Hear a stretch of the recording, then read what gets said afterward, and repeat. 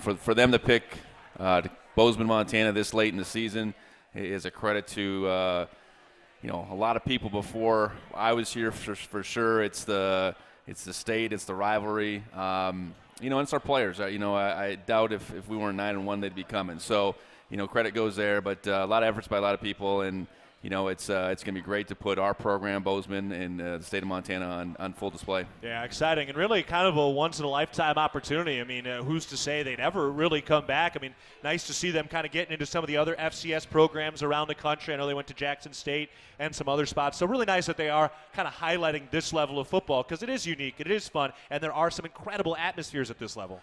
No question, yeah. College football is more than just the FBS, obviously, and to find spots across our country that are crazed about football is what they're about, and we're absolutely crazed about football here in Montana, and it's going to be awesome to see what it's all about. All right, let's get some updates on what we have coming up. So don't forget, before we get to this game on Saturday, we actually get to celebrate not one but two championships on Friday. So we'll be at the Brick, and we've got the banner unveiling for both the men's and women's basketball teams. So that's going to be a 5:30 start for the men, and then the women will start 30 minutes after that. In that middle 30-minute window, that's when they're going to do the banner unveiling. So a great opportunity to come out. You get to see the men play for the first time at home since they've been on the road and grinding away. And for the women, bouncing back after that game against Arizona State, where really they played very tough for about 75% of that game, but they'll play right after that. So going to be a great opportunity to catch both of those programs. And we do want to wish volleyball luck on their trip. So they're actually on their way to Weber State to play tomorrow night. Then they play at Idaho State. Then they're staying in Idaho for the Big Sky Conference tournament. So they've got like a 2-week road trip. Have you been on a trip quite that long before, Coach? Nothing close, yeah. Bowl games maybe 4 or 5 days at the most. Yeah, that's going to be a lot for them. So credit to those student athletes. That's a heck of a grind for a 12-day road trip. All right, let's get into this last week. Let's talk about Cal Poly. The Cats winning this game 72-28 as they set multiple records in this contest. So, Coach, let's see. You guys set the single-game program mark for most yards in a game, 744. You set the single-game program record for most rushing yards in a single game at 554. First time in program history anybody has been over 500, and tied the program record for most rushing touchdowns in a game with 6. Those are some pretty impressive records you guys set this week. Congratulations on that, Coach. Thank you. Yeah, big numbers. I think we anticipated that we'd have a shot to put some points on the board, but 72 wasn't necessarily in the thoughts. It just kind of unfolded in a quick fashion in that first half. The long touchdowns, the quick touchdowns, and getting the ball back from the defense, turning them over. They scored a couple times that first half, but we find ourselves 51-14 at halftime, and that's far beyond what we imagined. And credit to our second-team guys in that second half. We really played second-team guys, third-team guys the whole second half, and they were able to stack on 21 points. I think that defensively we gave up a couple scores, but that group got better and better as they were out there, and it's the first time a lot of those guys have been able to play that much, really going back to the Moorhead State game. So awesome experience for them, and even better that they were able to go out there and execute. Yeah, give us a couple of names of guys that you feel like really stood out or maybe showed you something you hadn't really seen in practice yet. Well, I think on offense, I thought Sean Austin performed well. He's been out there a couple times, but that's the best he's played, the most we probably asked him to do. Aiden Garrigan was able to score a touchdown. Aiden's been kind of right on the cusp of, getting a crack at things, and, caught a couple balls, scored that touchdown. The running backs that you've seen enough of them, but, credit to Elijah and Garrett to continue to go. I know on defense, up front we're playing more and more guys. Hunter Parsons and Tyson Regible are a couple guys that hadn't played much at all that had a chance to get in there. I could go down the whole list. I think we got most everybody in the game, and those are fun times because those guys work just as hard as anyone else. So to get those opportunities to play is extra special. Yeah, and some career firsts. You mentioned Garrigan. You mentioned Sean Austin getting his first career touchdown pass. So very excited to get that. Always a special moment for those guys, and hopefully the first of many for that young man. Let's talk a little more about Marquis Johnson. So this kid puts up 242 yards on the ground. Don Haas He's got the single game record with 298 yards in a game in 1967. So Johnson's performance was 4th in program history. But, man, Coach, we talked a lot about James Campbell's speed on this show, but what we saw from Marquis Johnson, 3 extended long rushing touchdowns, including another one that was almost like 20 yards. But I don't know that I've ever seen anybody just kind of let loose and be that fast on a football field like he was. Yeah, he is fast, and we've seen it in the return game. Not as much on offense. Early on, I think he scored a couple times offensively, but this running back, getting used to the running back position, getting developed into feeling comfortable back there has been a little bit of a process, and playing that position is there's more to it than just getting the ball and going. But credit to him to continue to work at Coach Beal, working with him. So this opportunity presents itself to get that many more opportunities, and he made the most of them. And the first credit should go to our O-line. Those were huge holes on a couple of those occasions that he initially gets through, and then he's very gifted to be able to not let anyone else touch him on a couple of those runs. So, Marquis, I think we've known it all season. If we get the ball in his hands, good things are going to happen. Teams are, like Cal Poly didn't kick to him once, so getting the ball on the return game is not something we control necessarily. So getting him the ball on offense that many times was part of the plan, and certainly he made the most of it. How long did it take for you to feel comfortable like Marquis could really start getting some consistent handoff here? So first of all, 2-part question. So when did you guys actually start really focusing and getting him reps, and at what point did you feel like, okay, he's got it now? Yeah, I think it was probably out of the Oregon State game leading into Eastern Washington, but it was singular things here and there, a play here, a play there. It's really getting him out there and being able to run our offense, which is much more than just getting the ball as a running back. There's a protection element, there's running routes, et cetera. So I think that's been the growth aspect where he's learning more and more our offense from that position, and then there's tempo and there's aiming points and there's all those type of things that go into running the football from the backfield, different than just taking a jet sweep or something like that. So I think the last several weeks, you look and say we got to find him more and more opportunities. And obviously they came in bunches in this game, and he obviously putting up the production he did. We got to continue to find ways to get him the ball. Yeah, no doubt about it. So that was Marquis Johnson. What a performance as the Cats won that game 72-28. It was the 3rd highest scoring game by Montana State since World War II. By the way, the record is 86 points against Eastern Oregon State back in 1985. So that is the all-time record. Didn't quite get up to 80, but it certainly started to feel like a basketball score there toward the end. All right, we're going to take a break, but we got plenty more to get to. And, of course, a little later, we'll talk with Marquis Johnson and Jory Cho. Universal Athletic has been a proud supporter of Bobcat Athletics for over 45 years. Shop their great selection of Bobcat apparel and accessories for all your game day needs. Shop in-store at their North 7th Avenue location or online at shop.msubobcats.com. Go Cats. This is Cat Chat from Learfield.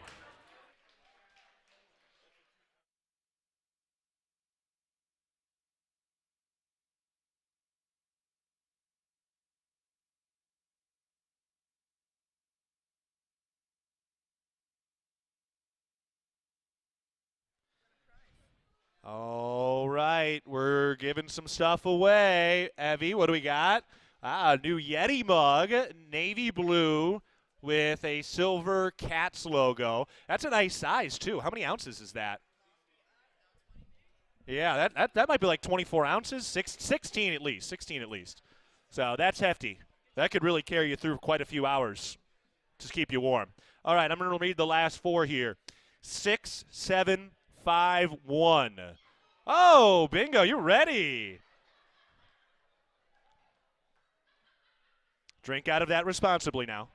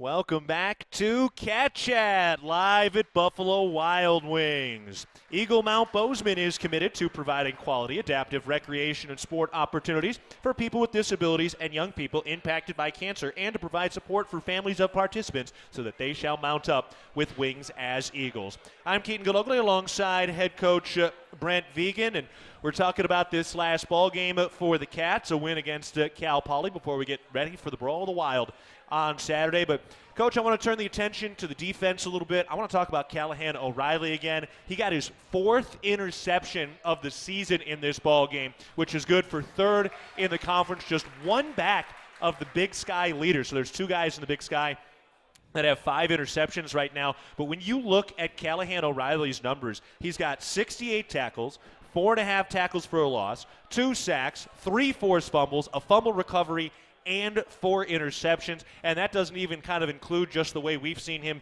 kind of defending downfield, in the middle of the field, taking care of some of these tight ends. I mean, we've sung his praises, but after that interception, the way he played, man, what a year for Callahan O'Reilly. Yeah, and it's what we needed. You know, he played in Troy's shadow last year, but really had a good junior season, and it was you know, it was important for our team that he took another step forward, and he definitely has. He's a student of the game to the nth degree. I mean, the study that he puts in is tremendous. He is a great athlete too. I think that interception and kind of regaining his feet, it brought back some of his offensive days, and he had a long return. So, you know, we needed him to do what he's doing, and we'll need him to continue to play at this level as we go forward. Yeah, no doubt. So that's been a lot of fun to watch. I want to talk about the defensive line a little bit. Where do you feel like Sebastian Valdez is? You know, he hasn't really had many like flashy stats lately. It's been about a month since he recorded his last sack, but is that just because maybe we're not seeing the nuance and he's really the focal point of the opposing teams? Or yeah, I think the big numbers he had early is that's hard to get when you're playing inside. He's still been very disruptive, and disruption and taking on 2 blockers, that doesn't there's no stat for that. Right. But yeah, he's playing well. He's very active. He's in the backfield bouncing things, and I think part of it too, the last couple teams that we faced have not been as run heavy. You know, and I'm certain the concentration that they're putting on him is there, especially with the first half of this season that he had. Yeah, and we've seen him certainly in that backfield, and we also got a chance to see one of the first defensive touchdowns of the year with that scoop and score from Ben Seymour. That was a heck of a little scoop. That is not easy for those guys to try to pick that ball up and then run, especially for a lineman like that. Yeah, Kenny Iden came through unblocked and knocked the ball out of his hands. And, you know, I think what you want to give those guys is, you know, permission to go grab it and go. You just don't have to jump on the ball. I think Ben felt like he had a little space to do it, picked it up clean with both hands, and took off. Ben runs real well, and we had a couple guys blocking for him. So, yeah, it was great to see the defense score. Ben Seymour especially, he's been really unheralded. I think he's been, you know, so steady this year and played at a really high level.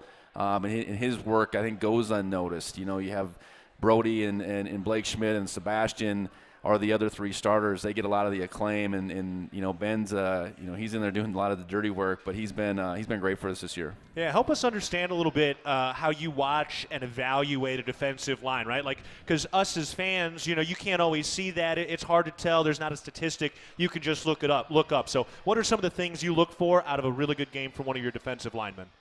Well, it's assignment football up there. It's controlling your gap. It's penetrating your gap at times. You know, it's taking on pulling guards. It's taking on fullbacks, tight ends, whatever. And you know, the further that contact a lot of times can happen in the backfield, the quicker it can happen, the more disruptive it is. And you know, Ben's been he's a great student of the game as well, much like Callahan, and he's been on point game after game, plays with amazing effort. So I think it's assignment, it's effort, more so than it always is about sacks and tackles and those type of things. I know, you know, it all has to work together, you know, and we twist guys a lot, so it's one guy sacrificing for another. You know, that happens a lot on the inside between Blake and Sebastian, but it also happens on the edges too. So that group together has played played really well, and there's more and more guys, I guess, that have been added to that list playing, and that's really, what we look for as we went into the season. Yeah, it's been really fun to watch, I think, in the trenches this year in particular. I mean, you think about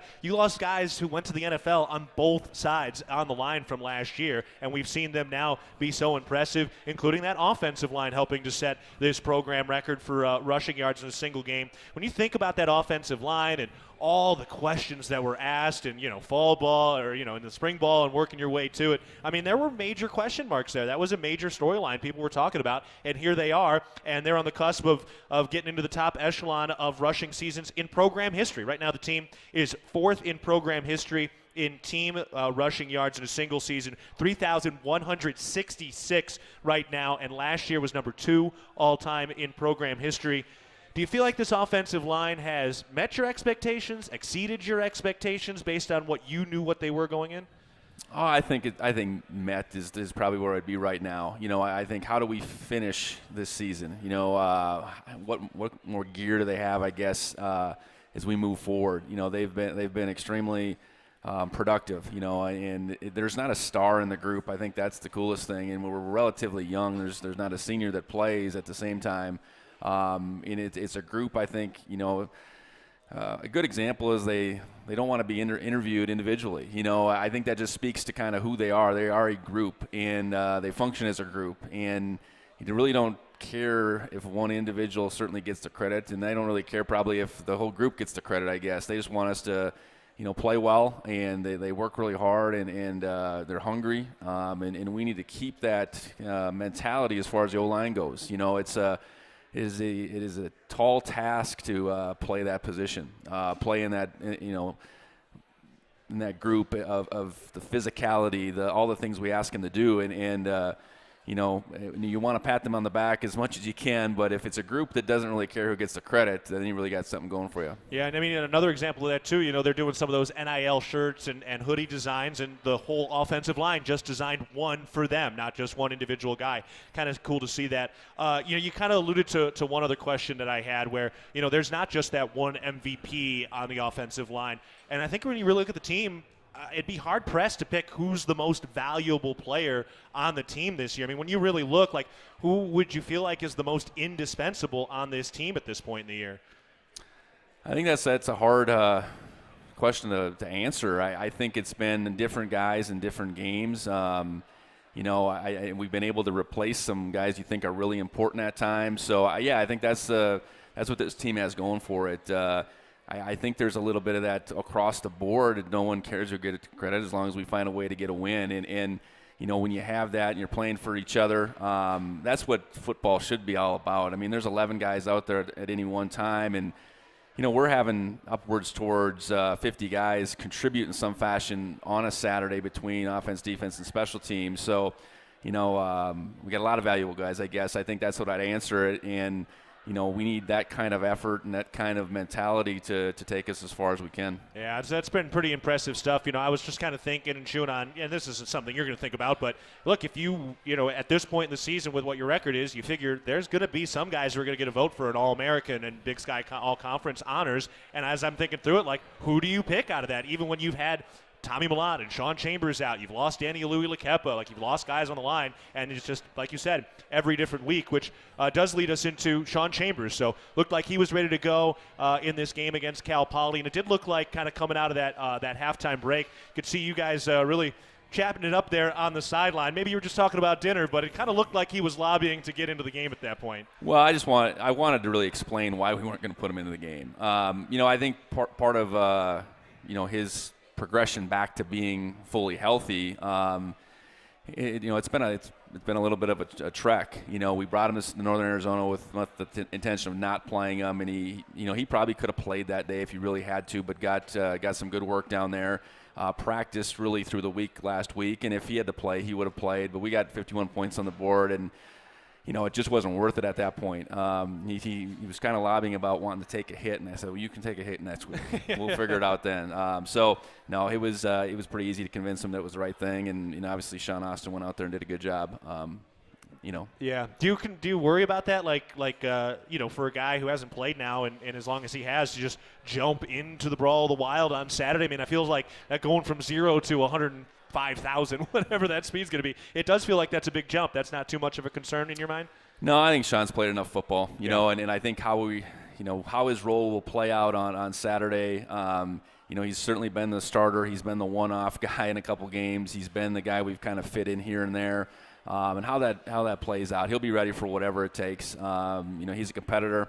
And the great thing about him, he's had the mindset, all through the season. Coach, hey, whatever you want me to do, whatever you need me to do, I'll do it. And that's where convincing him at halftime wasn't too complicated. And I think at the same time, presenting a game plan to him and saying, hey, go out there and execute. It won't be complicated this Saturday. Yep, so looking forward to seeing him. You guys excited to see Sean Chambers back out there on Saturday? This is a guy with 16 rushing touchdowns. He hasn't played in almost 6 weeks. He's still only 1 rushing touchdown shy of the Big Sky Conference lead this season. That's some pretty impressive stuff, so that'll be a lot of fun. All right, we're going to take a break, and when we get back, we're going to talk to the FCS National Player of the Week, Marquis Johnson. Talking to Johnson after this timeout. You can enjoy Cat Chat each Wednesday with head coach Brent Vigen and Bobcat Athletics over wings and beer every Wednesday at 6:30 p.m. only at Buffalo Wild Wings. This is Cat Chat from Learfield.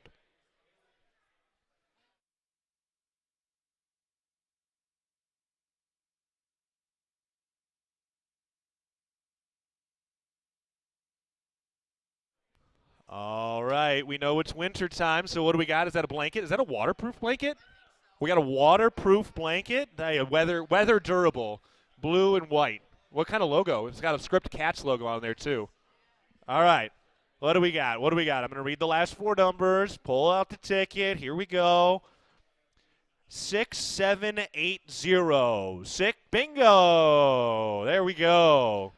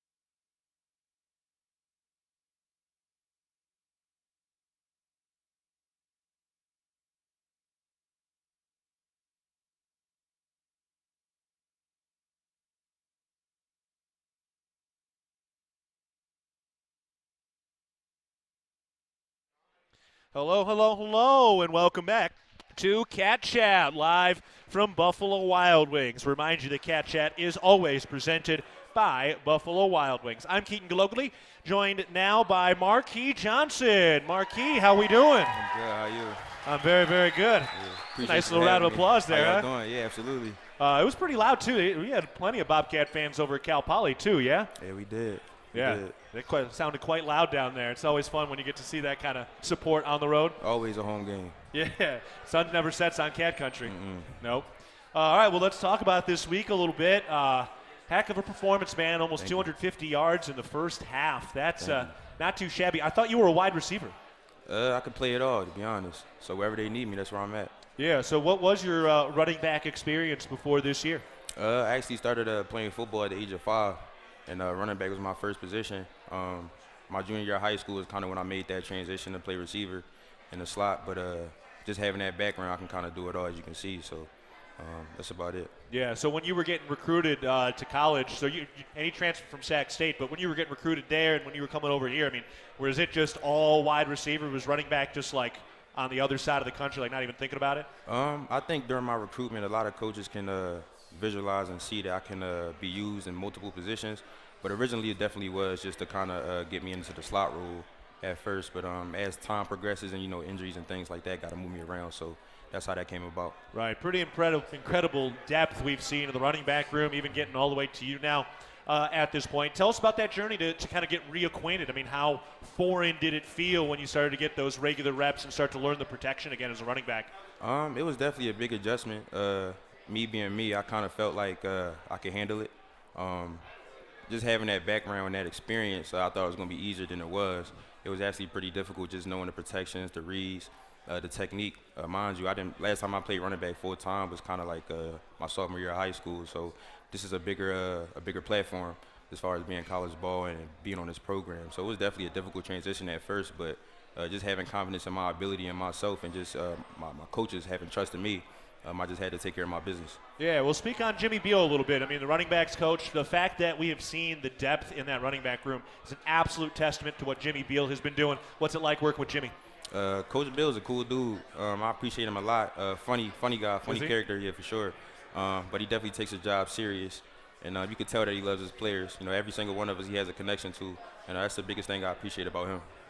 So what were some of the biggest hurdles for you when you were learning this, relearning this position? What were some of the things that you felt like just took the most effort, took the most mental energy to really get locked in? I would say understanding the pass protection, understanding who I need to block, things of that nature, and also just rebuilding my confidence. Just coming from a situation I was at, or not playing as well, or not playing as much. I should say. Just building my confidence. I was just return specialist at the time, and a couple jet sweeps here and there, but having that role of being a full-time running back, definitely I needed to kind of focus in, lock in, because I got a bunch of teammates counting on me to get the job done. Yeah, and well, I guess you're a good guy to count on after that kind of performance. Absolutely. Yeah, I would hope so. Tell me a little bit about this offensive line, man. You guys don't set a single game rushing record without those guys. How big were some of those holes you had on those touchdown runs? Oh, I understand that, I was the one that scored and I used my speed to score, but it was really up to those guys whether I got, yards or not. If you kind of look back at that game, some of the plays that I didn't really make explosive was just due to me not kind of doing my job, if you could say. And the ones that I did have that were explosive was due to the linemen. So I got to give it all up to those guys. Yeah. So at what point did you feel like you hit top speed on some of these? Like, because when you've got a big hole like that, you don't got to make somebody miss in a tight window. You can start getting going. So, like, how quickly past that line of scrimmage were you at top speed on a couple of these? I can't really say, to be honest. I feel like, especially me, there's always something I can do better. So even after a 4-touchdown game, I didn't really feel like I did much, which is kind of why this is kind of surprising to me. There's always something I can do better, always, more work to be done. But as far as my speed goes, I feel like I always run faster, but I was moving a little bit. So yeah, a little bit. Okay, come on. Which one felt like the quickest? So you had 4. That first one, was kind of coming around the corner. But those other 3, man, there were some guys that maybe thought they had a line on you, and you blew right past them. So which one did you feel fastest on? I want to say it was the first one, I believe, going into I can't really call which directional end zone. But Yeah, but the one away from the scoreboard, and you're kind of angling out a little bit. Yes, sir. Yeah. It was that one, yeah. That was the one that it looked like there were a couple of safeties that thought they had a line. I had to get out of there Yeah. fast. So you felt like that one was the quickest one? Yes, sir. Did you guys have any of those trackers on you? Or? We did, yeah. All right, so what was the MPH? Oh, man. I hope this not personal information or I can disclose it, but I hit 22. 22 miles an hour. That is not too shabby. Yes, sir. Appreciate it. Thank you. I don't think I can get to that on a bike, not with these scrawny little legs. Nah, No. maybe it's somebody chasing you. Maybe. Yeah. All right, so that leads us to another question that we've talked about on this show many times. Have you raced James Campbell? I haven't. Okay. Nah, but we can set that up, though, whenever. Okay. Yeah. You going to get him? I think so, for sure. Yeah? Yeah, that's my teammate. You know, you believe he fast, but, I mean, that's the whole point of competition, just always believing in yourself. So I definitely think I could take him for sure. Okay, because, he's got a lot of confidence on that. No, he got some wheels as well. Yeah, well, he was trying to put some people in their place at the start of the year too. There was a lot of sounds Absolutely. like there were some people chirping at the start of the year to him. Yeah. Yeah, but he got him. Yes, sir. All right, give us a little quickly on your background too. How did you come about to find Montana State? Why did Bozeman become such a good fit for you after deciding to leave Sac State? I feel like the biggest thing for me was just the transparency and the communication from the coaches. That was the biggest thing for me, especially having a second chance at what I call life, because this is what I do for a living, So I think it was just the communication aspect, just always reaching out, looking out for my well-being, and then I guess the big focus on academics as well. Unfortunately, this is a game that doesn't last long. You never know how much you got, so just being set up for life after football is important to me, important to my family as well. Yeah, interesting. You mentioned communication. I feel like we've heard that theme a lot this year. And you mentioned academics. What are you studying? What are some of your outside of football goals? I'm majoring in sociology right now. To be honest, that was a major I kind of picked just to kind of get my virus off my case. But I kind of fell in love with it just, I guess studying the effects of nature and just people in general. I feel like it's pretty cool, especially with me being out here and getting experience a new culture, I guess you could say. So it's cool. I like it. Yeah. What are some of the things? I mean, maybe you don't know exactly what you want to do with that, but what are some of the things that you could potentially do with a degree like that? If I'm not mistaken, I'm pretty sure I can do studies. Yep. Go back to my community back in Philadelphia and just reach out to the youth with things going on back home. So it's a lot you can do with it. Kind of focused on Cat Grizz this week, so my brain is all over the place. But there's a lot you can do with it for sure. Yeah, got to keep the blinders down. It's a big one coming up. Absolutely. You excited? I am. How loud this place going to be on Saturday? It's going to be rocking. It's going to be rocking for sure. Hopefully we can hear our plays, but if Grizz is on offense, then I hope they can't hear anything at all. That sounds like a plan. All right, go get us that Great Divide trophy. Yes, sir. All right, Marquis Johnson. Appreciate your time. Appreciate your effort. Thanks for having me. All right, we'll take a break. When we come back, we've got Jory Choate joining us. This is Cat Chat from Learfield.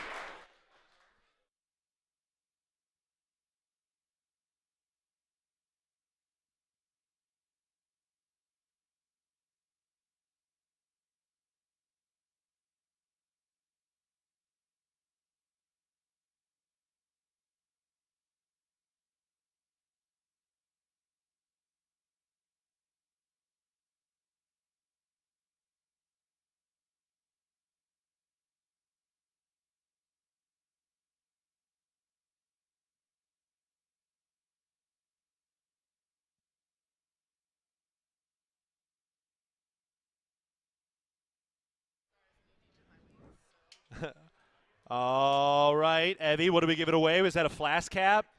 Oh, is this a 3? Are we giving all 3 of these away? Wow, we got a grand prize, all 3. Our final radio show. All right, so we got, is that 2 flask caps? 1? Oh, okay, yeah, so we got the flask cap. We've got another Yeti. Oh, no, another flask cap, but it's more like a tumbler. And then we've got a cap. All right, so we've got 2 things for drinks, 1 thing for your head. All right, here we go. Reading the last 4 numbers. 6725. Ooh, boy, there are people wanted that one. 6725. 6725. Is that it? There it is. Bingo. Right behind the round of Jaeger bombs.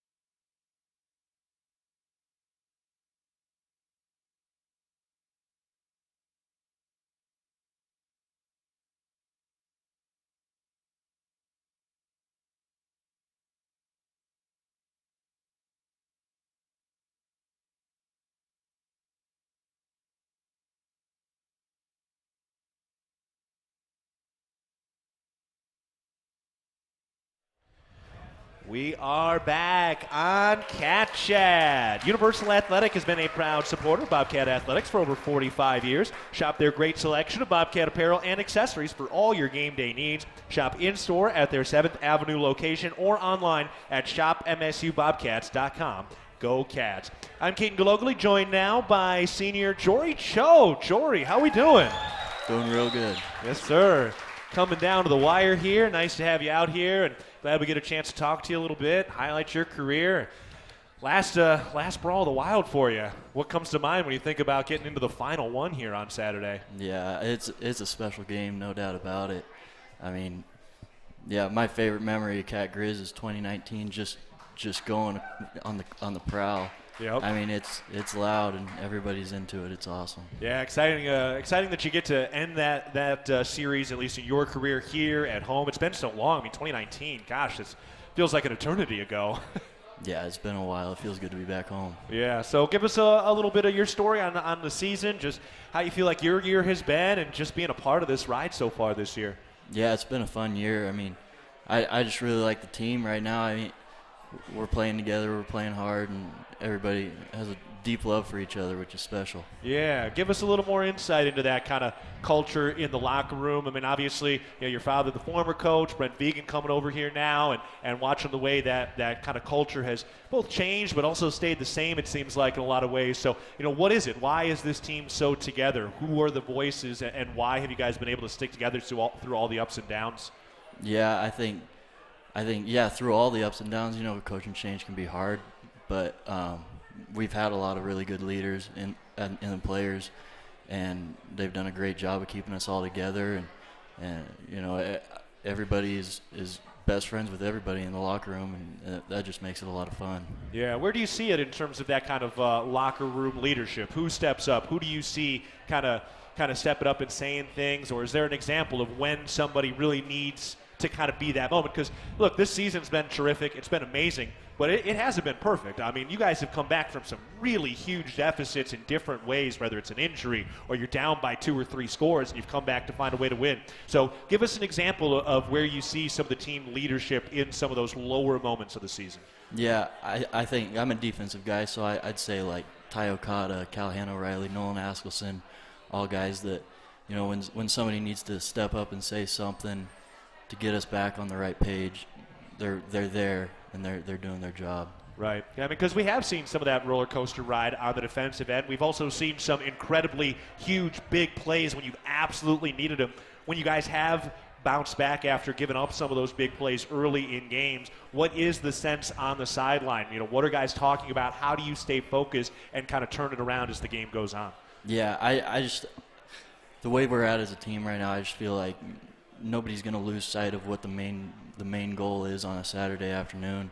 I mean, they're going to have some good plays, we're going to have some good plays, but it's just really about keeping a level head and getting after it till the final whistle. Yeah, and I think that's definitely what we've seen from this team throughout the year.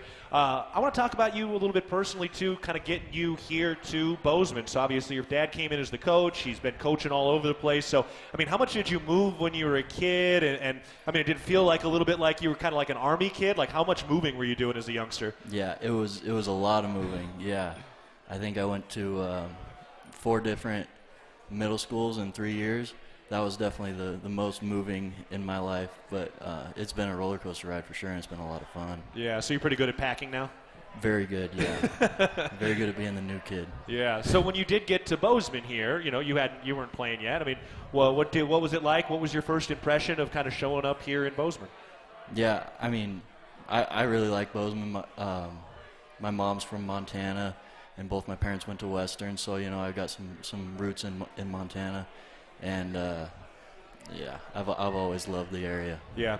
So when your dad went down to Texas, I mean, was there any thought that you'd go anywhere else, or were you totally locked in? No, Montana's where I belong. Yeah, no doubt. State. Yeah, the state of Montana. Yeah, the state, to be clear. So you're getting into your final year here as a college student. Hopefully, we've got a couple of games left after the Brawl of the Wild, and we can keep it rolling here. But what have you been studying? I mean, what's the class situation been like as you kind of wind down in that regard? Yeah. Well, graduation's in a couple of weeks here, so I'm pretty excited to be done. Yeah. Yeah. I'm a business major, so yeah. We'll see. Yeah. We'll see. Yeah. A lot of career paths. I haven't chosen one yet. Yeah, that's okay. We got a few more things to focus on right now going Exactly. forward. Yeah. What are some of your other hobbies? I mean, just outside of football, outside of going to class, what are some of your other favorite hobbies? Yeah, I'm big into fishing, backpacking, hiking, dabble with a little guitar. Okay. Yeah. Nice. What are some of your favorite? We don't want to give you too many insider scoops. Maybe not your A1 fishing spot, but I don't know. What are some of the more popular ones? Maybe you like. Well, I don't like popular fishing spots. Okay, I don't want you to give away your best fishing spot now. Yeah, I like the ones that nobody goes to. That's what makes it fun for me. Yeah. Any other good? I don't know. What are some of your favorite hikes or backpacking spots that are a little bit closer? Yeah. I mean, there's so many good ones up Highlight. Yeah. I've been to Emerald Lake Okay. a couple times. That's a pretty hike. Yeah. You got a big old rock wall along the back edge there. It's cool. How far is that hike to get there? It's about 5 miles, and I tried to go in there in the winter one time, and I didn't make it all Yeah. 5 miles. Yeah, I finally had to turn it a little too snowy. Yeah. Yeah, that's some pretty good workouts though for football though, getting out there and hiking around. It keeps me in good shape for sure. Yeah. All right. So hiking around, doing some of that. What are some of the better day hikes? Any nearby? Are you more of a peak guy or more of an alpine lake guy? I'm a mountain lake guy for sure. Okay. Yeah, my favorite activity in the summer, and really the reason I can't gain weight is because I love to hike and backpack in the summer. Yeah, it's tough to keep the calories on when you're burning even more. You burning more calories at practice, or you burning more calories on a day on a trail? It's close. I don't count them, but I'm sure it's just about the same. Yeah. What's your favorite backpacking food? Like, you got a good backpacking food? We asked a Yeah. lot of the lineman guys what their biggest high caloric food is. Yeah. What's your best backpacking food? I'm a big mountain house guy. Yep. I think it's called Peak. They got high calorie ones, and Yeah. that's what I've been turning to. It's pretty dang good. Yeah, those freeze-dried ones. Oh yeah. Yeah. Throw a little water in there, and it's good as a homemade meal. Yeah, easy peasy. It's really come a long way. I'm sure there's plenty of people around here who've eaten some of those MREs that just tasted like bricks, but we got some gourmet stuff out in the backcountry now. Oh yeah, it's come a long ways. Yes, sir. And I'm glad to be a part of this era and not the last one. Yeah, no doubt about it. And fishing-wise, I mean, give us some of your stats. I don't know, what's your favorite? What do you usually catch? And I guess I'm not a big fisher, obviously, but I mean, trout's the big thing out here, right? Like, what are some of your best fishing memories? Maybe your biggest fish, nicest fish, just biggest haul, whatever you would consider like the best pristine fishing day you've had. I just consider a good fishing day anything over 10 fish, and I like Yellowstone cutthroat trout and golden trout. And those are my two favorites, but I'll fish for anything in the salmonoid species. Okay, so 10 is the number. That's how you got to determine. Yeah, for sure. All right, that's good to know. That doesn't happen every time, though. But you got to shoot for the stars, though. Exactly. Good, I like it. All right, well, hey, Brawl the Wild coming up. Congrats on getting to your senior year. Very excited to be able to celebrate you coming up on Saturday, final regular season home game in Bozeman, although hopefully there's a few games after that at Bobcat Stadium. But for now, we're focused on this one. Jory, appreciate the time. Congrats on a great career, and looking forward to seeing a couple more chapters down the stretch here. Absolutely. Thank you. All right, Jory Choate. Take a break. When we get back, we'll get you set for Saturday. This is Cat Chat from Learfield.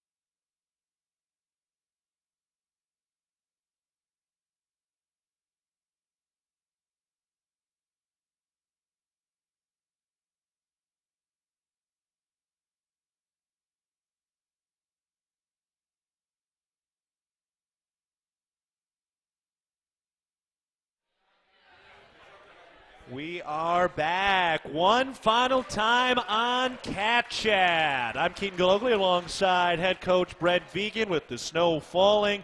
Brawl of the Wild coming up on Saturday. College game day is here. Basketball's underway. They're unveiling some banners on Friday, which, by the way, they're actually giving away a ton of stuff on Friday. They've got some Cat Grizz tickets they're going to be giving away. They're going to be giving away some Xboxes. They've got some different food. So they've got a ton of stuff they're giving away. So if you want to just kind of start to warm up a little bit, we don't want you cheering from zero. You need to make sure you're warmed up for Saturday. So Friday is a perfect way to warm up before we get to this ball game on Saturday. All right, Coach, it's time to look ahead at the next opponent presented by Vance Thompson Vision. It's the Grizz on Saturday. Everything's on the line here. Obviously, got to beat the Grizz. Got a chance to win a Big Sky title on Saturday. Sac State is also 7-0 in Big Sky play. They're taking on a really hot UC Davis team right now. That game's going to kick off at 3 o'clock on Saturday, so that could have some big implications. Obviously, we'll see what happens, but if you hadn't been paying attention, UC Davis, since they left here, have won 5 straight games and have scored 40-plus points in all of those, including a stretch of 50-plus points in 3 straight games. But either way, I digress. Back into the Grizz. Let's talk about this team a little bit. What are some of the keys? What are some of the things we should be looking for on Saturday? Well, they're a good team, and I think defensively, statistically, they're as good as any team in our league right now.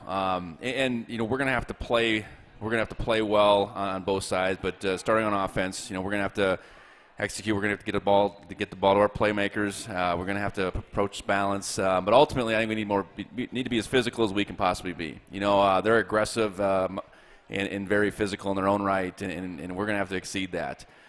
Defensively, I think for us, we're taking the right strides. I thought we played much better against the pass last week than the previous week. I think we've been really solid against the run throughout the season, and it's going to be stopping that run first and being physical on that side of the ball that is definitely going to be a huge key, and then not letting the ball get behind us and limiting those big plays. And special teams wise, we need to find an edge. They have a really good kick returner in particular. They punt return wise, they've been good at times through the season, and we're going to have to be on our A game on the special teams side of things. And if we can create a return or two, that's been part of our success this year. So it's a really good matchup. Something's got to give. Just when you look at all the numbers, something's got to give, and we need to be on the right side of that whole deal. Right. I mean, look, Montana State has the best offense in the conference, statistically speaking, by the yards, and Montana's had the best scoring defense in the conference this year. So it is 1v1 in that regard. Tell us a little bit more about the defense they have. What have they done to be successful, particularly stopping the run, because they've been very good in that regard this year. Yeah, I think they're good up front. They're aggressive up front. They give you looks that other people don't necessarily, but they're really good at corner. So that allows them to, to plus one in the box. And they tackle well and they play hard and all those things that make up a good defense. And they've had teams beat them at the same time. They've had teams have success, offensively at the same time. So, for us, we got to go out and we got to stay ahead of the chains. We certainly got to protect the football. Turnover margin in this game will be huge. And when we're in the red zone, we got to be able to score touchdowns. I think the things that are important every week are amplified in a matchup like this. And, I think our guys understand what it's going to take, and we're going to go after it.